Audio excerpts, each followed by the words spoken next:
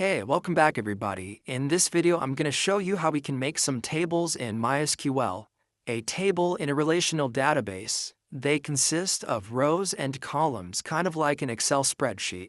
In this topic, we're going to create the table and the columns, but we'll be populating the rows in the next video. To create a table, you'll type create table, then the name of the table. I'll create a table named employees. Then add a set of parentheses, semicolon at the end.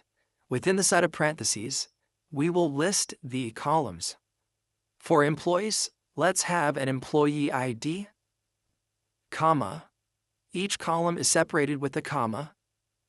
Then a first name, last name. How about hourly pay? That'd be good. Hire date. Which date were they hired? There's one thing that's missing. After each column, we need to set the data type of what we're storing within each column exactly. Is the data going to be whole integers, decimals, text, a timestamp? Those are data types. An employee ID, that could be a whole integer. The data type will be int, add int after the column name. A first name, that's a series of characters. The data type for some text would be var char. Then within parentheses, the maximum amount of characters. I think 50 characters is enough for a first name. Last name, var char, 50 is good. Hourly pay. Maybe our hourly pay is in dollars and cents. We'll need a decimal portion. There is a data type. That is decimal. Add a set of parentheses. We'll add the maximum amount of digits for our decimal. I think 5 should be good. Then a precision, 2 for 2 decimal places. The reason that I set the maximum digits of my hourly pay to be 5 is that I don't anticipate anybody's hourly pay being over $999.99 per hour. That's pretty absurd. I think 5 is enough. Then we have hired date. There is a data type, which is date if you need to work with dates. Otherwise, there's date time if you need to include the time. Just the date is fine. Let's execute this script. We have created our table employees. If I were to refresh my schemas window, underneath tables we have our employees table. Now I'll show you how we can select a table. If you need to select your table, you can type select asterisk from the name of the table. Employees. Let's take a look. Here's our table so far. There's no rows, but there are columns. We have employee ID, first name, last name, hourly pay, and hire date. If you need to rename a table, you could type rename, table, the original name, employees, to whatever the new name is, perhaps workers. Let's try that. Rename table employees to workers was successful. If I refresh my schemas window, the table employees is now known as workers, but I think that's stupid. Let's go back and change it. Rename table workers to employees. To drop a table, I discussed this earlier, you would type drop table, the name of the table. I don't want to drop this, so I'm not going to execute the statement, but that's how you would drop a table. Drop table, the name of the table. If you need to alter a table, there is the alter keyword. Let's add a phone number. Alter, table, employees. I'm going to write this next part of the statement on a new line. What do we want to add? What about a phone number?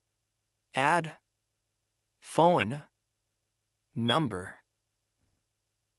Then we'll need to list the data type of this column. Varchar is good. Max size of 15 characters. Then we will end this statement. Execute the script. All right, we have altered our table. Let's take a look at our table. Select asterisk. Asterisk means all. I don't know if I explained that. Select all from employees. We have employee ID, first name, last name, hourly pay, hire date. Then our column phone number. Let's rename phone number and change it to something else. we will again use the alter keyword. Alter, table, employees, rename, column, phone number, to, let's say, email.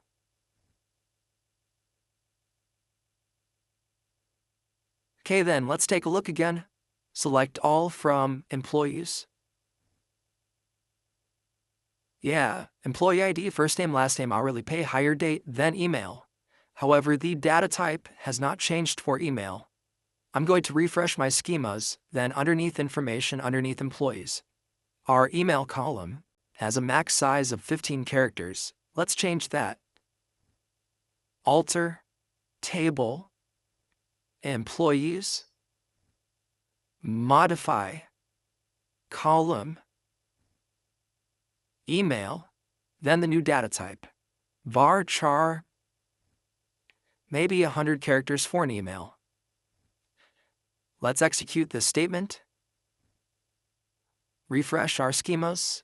Yeah, now our email column has a size of 100 characters. Maybe we need to change the position of our email column. If you need to move columns around, this is how you can do so. Let's move our email column so it's after our last name column. To do that, we would type alter, table, the name of the table, modify, the name of the column to be moved, email in this case, then the data type. This email column has a data type of varchar 100. Then after, then the name of the column we would like our email column to follow. I need my email column to come after my last name column. I will type after, last name.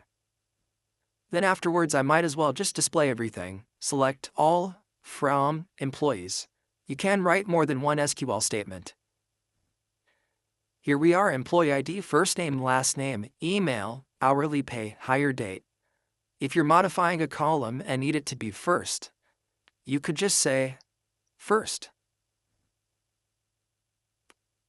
Email, employee ID, first name, last name, hourly pay, hire date. You can use the after keyword, then a column, or first if you need the column to be first. Now to drop a column, you would type alter, table, employees, drop, column, the name of the column to be dropped, email. Our email column is no longer there. Alright everybody, that's how we can create a table and work with the columns. In the next video, we're either going to talk about data types or learn about inserting rows into our tables. I haven't decided yet, but we'll probably cover one of those two. I will see you guys in the next lesson.